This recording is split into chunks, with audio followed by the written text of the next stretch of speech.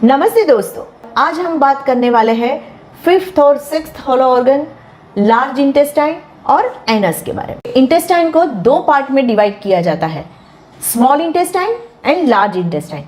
अब ये दोनों इंटेस्टाइन के जो नाम है ना, वो उसकी एनाटॉमी से एकदम अपोजिट है।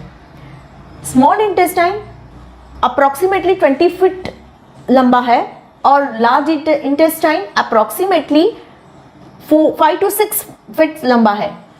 फिर भी उसको लार्ज कहा जाता है क्योंकि दोनों इंटेस्टाइन के जो डायमीटर्स है ना, वो अलग अलग है। स्मॉल इंटेस्टाइन का डायमीटर अप्रॉक्सीमेटली 1 इंच का है, जब लार्ज इंटेस्टाइन का डायमीटर अप्रॉक्सीमेटली 2 to 3 इंचेस का है। और एक दूसरी फैक्ट सबको पता है, digestion is not a function of the large intestine, और फिर भी लार्ज इंटेस्टाइन हमारी डाइजेस्टिव सिस्टम का एक इम्पॉर्टेंट पार्ट है। क्यों इसे इम्पॉर्टेंट कहा जाता है, उसका फंक्शन क्या है, ये सब जानने से पहले मैं थोड़ा सा आपको रिवीजन करवाना चाहती हूँ कि जब हम खाना मुंह से खाते हैं तो वो लार्ज इंटेस्टाइन तक कैसे जाता है और वहां पे वो क्या करता है। हम सबको पता है कि खाने की डाइजेशन प्रोसेस मुंह से ही शुरू हो जाती है।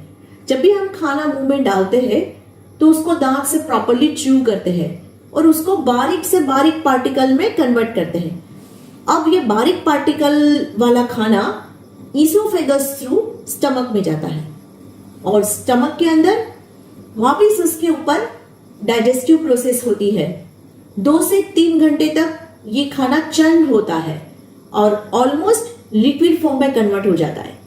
जब ये खाना लिक्विड फॉर्म में कन्वर्ट होता है तब स्टमक से निकल के वो स्मॉल इंटेस्टाइन में चला जाता है। अब स्मॉल इंटेस्टाइन में भी फूड के ऊपर केमिकल डाइजेशन होता है और इस केमिकल डाइजेशन के अंदर लीवर, पैंक्रियास और गॉल ब्लैडर, ये तीनों ऑर्गन्स उसको सपोर्ट करते हैं और मैक्सिमम न्यूट्रिएंट्स और विटामिन्स इस स्मॉल इंटेस्टाइन में एब्जॉर्ब होते हैं।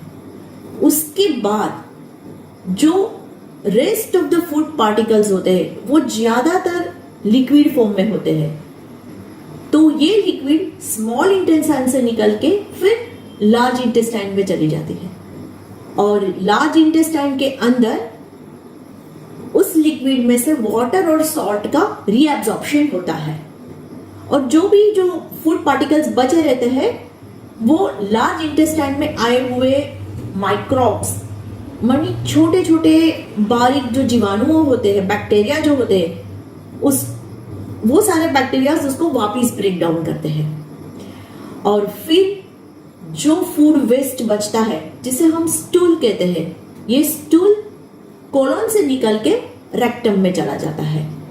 रेक्टम भी ये लार्ज इंटेस्टाइन का एक पार्ट ही है और ये रेक्टम के अंदर हमारा जो फूड वेस्ट यानी कि स्टूल जो होता है वो स्टोर होता है और जब ये फुल हो जाता है तब उसके मसल्स स्टूल को थ्रू एनस हमारे शरीर में से बाहर निकालते हैं। तो देखा, लार्ज इंटेस्टाइन में वैसे देखा जाए तो कोई भी डाइजेशन प्रोसेस नहीं होती है, फिर भी वो जीआई ट्रैक्ट का सबसे इंपॉर्टेंट पार्ट है।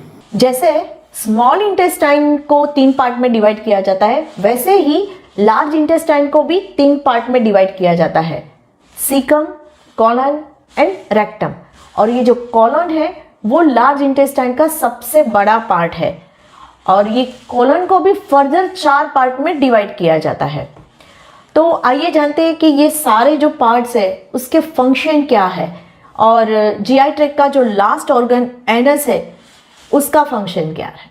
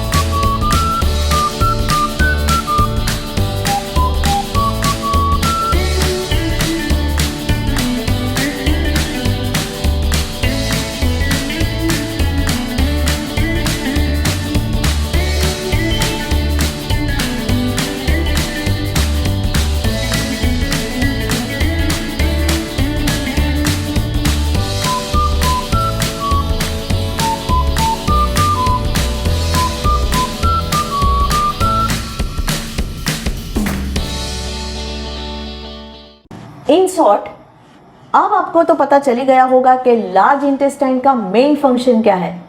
उसका मेन फंक्शन है फूड वेस्ट को बाहर निकालने का।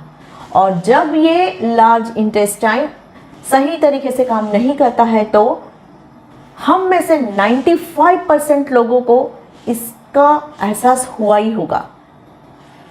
जैसे थोड़ा सा भी खाना खाते पेट एकदम फुल हो जाता है, वॉमिटिंग सेंसेशन जैसा होता है, नोजिया फीलिंग होती है, कभी कॉन्स्टिपेशन हो जाता है, कभी डायरिया हो जाता है। और जैसे आयुर्वेदिक शास्त्र में कहा जाता है कि जब बॉडी में वात और पित्त का प्रकोप बढ़ जाता है तब हमारे जॉइंट्स में पेन होना शुरू हो जाता है, हमें हेडेक होता है। तो ये जो सारे सिम्टम्स है वो जब लार्ज इंटेस्टाइन प्रॉपर काम नहीं करता है तब हमें होते हैं। फिर भी टेक्निकल टर्म्स के अंदर लार्ज इंटेस्टाइन डिसऑर्डर को 2 पार्ट में डिवाइड किया जाता है। एक है फंक्शनल डिसऑर्डर और दूसरा है स्ट्रक्चरल डिसऑर्डर। तो आइए देखते हैं कि ये दोनों डिसऑर्डर्स क्या है और किस टाइप के हेल्थ इश्यूज हमें हो सकते हैं।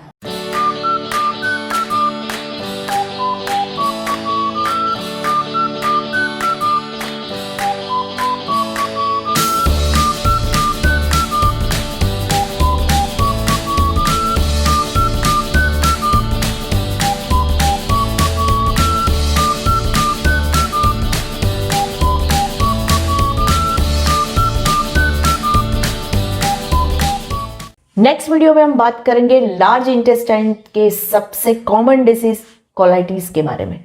लेकिन उससे पहले हम ये जानते हैं कि how to keep large intestine healthy.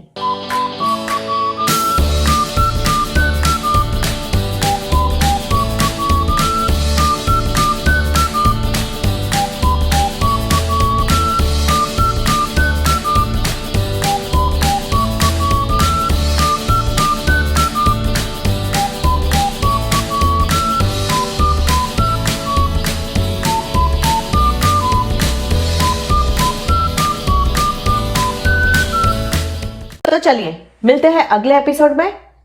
तब तक के लिए stay connected with me, stay connected with परिचय न्यूट्रिशन क्लिनिक, क्योंकि लाइफ अभी बाकी है। Thank you.